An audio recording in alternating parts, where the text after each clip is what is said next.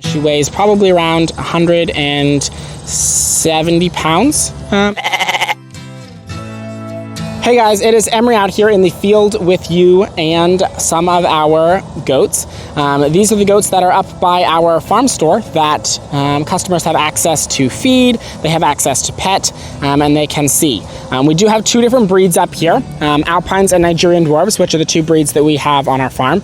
This is Fickle. She is a full-sized Alpine female. She weighs probably around 170 pounds right now. And then this is Lazarus, our other Alpine up here. He is a yearling, so he is only about 8 months old, and he is still growing. He is weathered, which means he is no longer intact. These five over here are our Nigerian Dwarfs. These guys are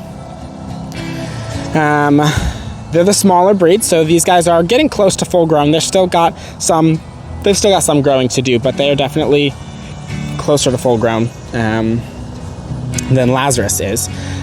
These guys were born, I want to say, these guys are about a year old, I think.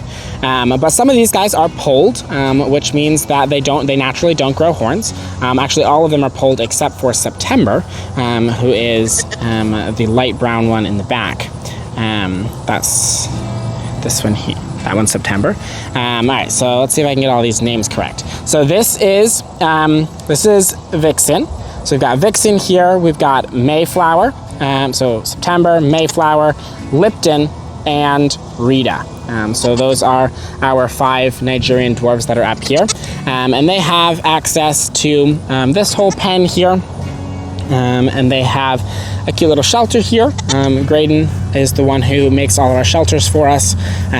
So they have some hay back here, and they've got some loose minerals in the little blue bucket, and then they've got alfalfa pellets, which is a good form of calcium for them there.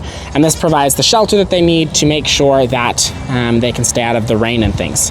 They have fun stumps to play on and jump around on, and then they have an automatic waterer over here where they can get all of their water. So some of the things you will notice is that they love to run little tracks. So they have this one little path that they use constantly, and that's the only spot they walk on, and they constantly walk on it back and forth and keep that well worn.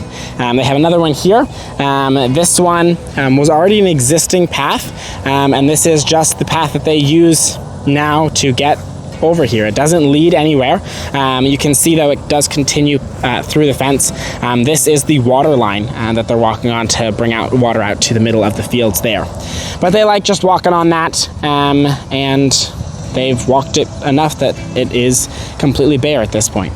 So that is that. Lazarus here is a broken Couclair, which means that he has that cream brown. He's a very light Couclair. You could even potentially call him a Cou Blanc, which would be white in the front as opposed to brown in the front. But he's a broken Couclair. Fickle is a penciled Sungow, which means she's a Sungow, but instead of having bold white stripes on her face, she has just thin white stripes on her face that are they're broken between the eye belt and the muzzle belt. And then these guys over here are Nigerian Dwarfs, so they have bizarre color patterns, or names for their color patterns, I should say. So this would be a heavily roaned, white marked solid black. That's what Vixen is there. Mayflower here would be a light buckskin. September would be a white marked solid gold. Lipton is a heavily roaned, white marked. I can't see her side because she won't stop moving. Heavily roaned, white marked chamois maybe, or a light buckskin, hard to say. And then Rita is a white marked dark buckskin. So the buckskin refers to the fact that they're two different colors, and then the white markings and roaned talk about how much white they have on them. So fun trying to keep track of all their colorings, but yeah, it's fun. If you're wondering why I'm walking around like crazy, I'm walking around because Lazarus won't stop nibbling on me, so I'm trying to like not be consumed.